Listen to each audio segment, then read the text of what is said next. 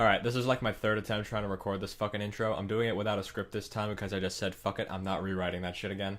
What is up, YouTube? My name is Cisco the Wolf. So recently, Beta, the furry engineering student who has a commentary channel, uploaded a video basically challenging furries to reveal some of their other talents, more particularly the ones that don't have anything to do with us being all cute and fuzzy and stuff. And for me, this challenge was exactly what I needed to keep myself from going completely insane. And also to sort of reignite my passion for something that I did very passionately for the last 5 years. So for me, that talent is bowling. I started bowling about 5 years ago during my freshman year in high school. And I basically started off with an average score of around 100 during my freshman year. Through hard work, though, I was able to get my average from 100 in my freshman year to 177 in my junior year, and then down to 174 in my senior year. But now I'm up to 190, so I'm okay with that. I bowled my first league at the age of 15 when I was a sophomore in high school, and I completely showed up the whole league on my first day, and then won the tournament at the end of the season. Since then, I've bowled multiple leagues at multiple different bowling alleys, and I feel like I've gotten pretty damn good at bowling. Actually good enough to make a college team at my university. Yeah, thing is though, I was only good enough to make the team. I wasn't actually good enough to bowl in any college tournaments, which was actually really discouraging to me because that was one of the things that I really wanted to do in college. And since then, I've kind of lost interest in bowling. But this challenge is kind of getting me back into it, I'm not gonna lie. I went bowling 2 days this week, and I bowled about 4 games per day. I have not bowled this many games in a week in over 6 months, and my body is not quite used to it. Right now, both of my legs are a combination of sore from bowling on Monday and weak from bowling today.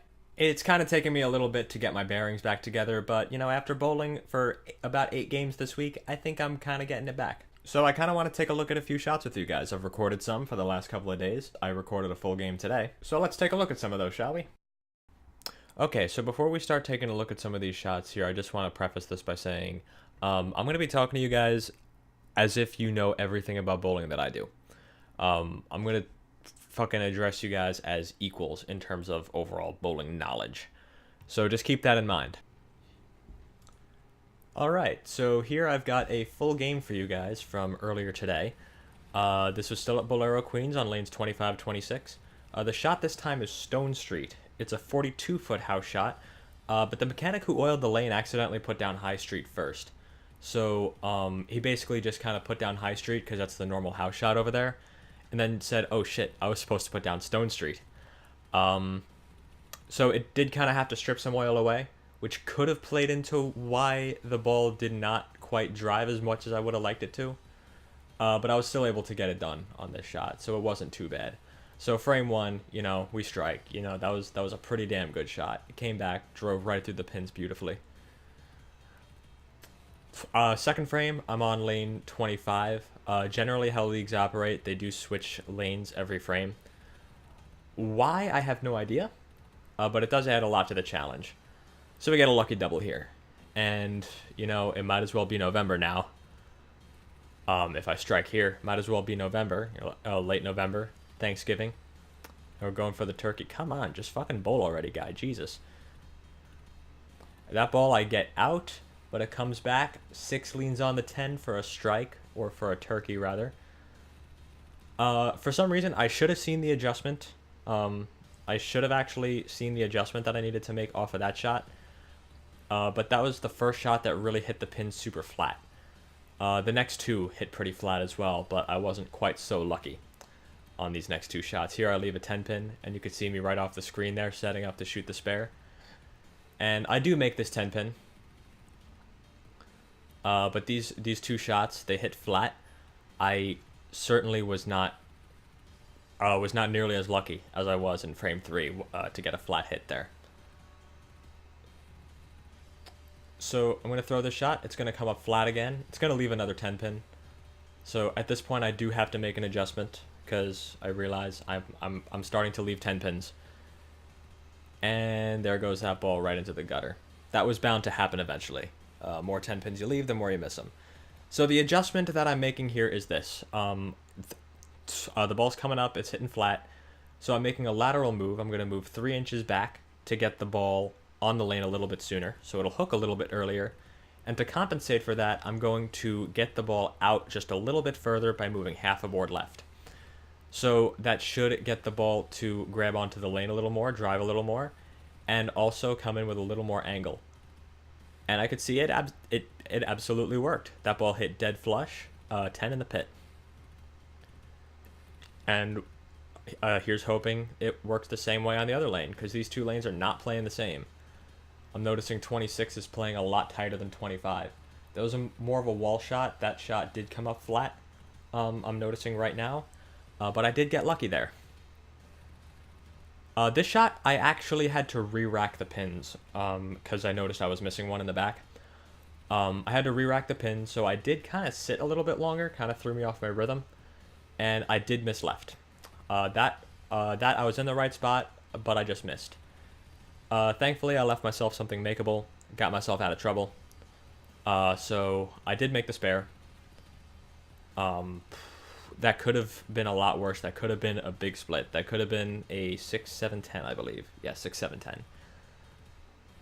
And of course, what happens when you miss left one shot, you try to overcompensate and you miss right the next. So I get 8 here as well. So at this point, I'm thinking I can take it off the sheet, strike out in the 10th frame, and shoot 223. I could shoot 223 if I strike out here. And I absolutely want to strike out. That ball looks dead flush, and it was.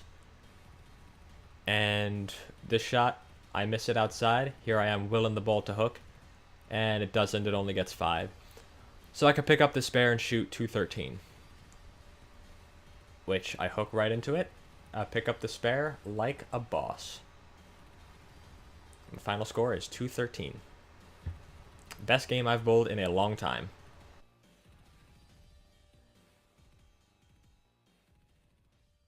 If bowling competitively for the last 5 years has taught me anything, it's that literally everything is a lot more complicated than it looks on the surface. And even understanding just a little bit of how something works behind the scenes completely changed the way you approach that thing. I used to think that bowling was just nothing more than throwing a heavy rock down a lane and hoping for the best, and that professional bowlers were just people who were really good at throwing heavy rocks. I mean, that's not entirely untrue, but when you look at it, it gets a lot more involved than that. When you start talking about ball reaction, oil patterns, lane topology, and all of that technical shit, you start to look at the sport completely differently. And in a sense, it starts to become a hell of a lot more fun. So the reason I decided to make this video was not only to offer a response to Beta's challenge, but also to offer you guys a whole new type of content. I want to take this channel in a direction that I don't see a whole lot of furry YouTubers going in, and that is to focus on the so-called human aspect of the fandom.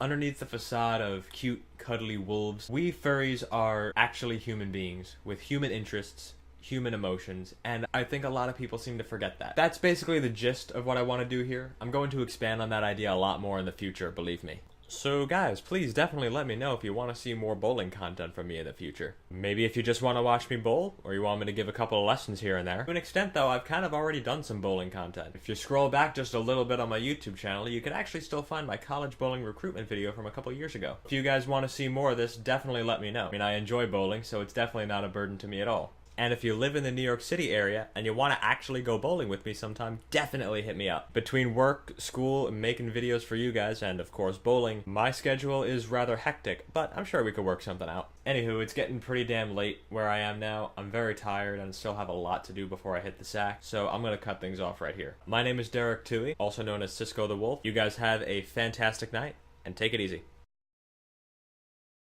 So apparently end screens are only supposed to be a maximum of 20 seconds in length, so I got a time limit now. So if you like my content, go ahead and like, comment, and subscribe if you want to support it. Go check out the other video that I have linked over here, and maybe go check out some of my other videos. I assure you, it is content.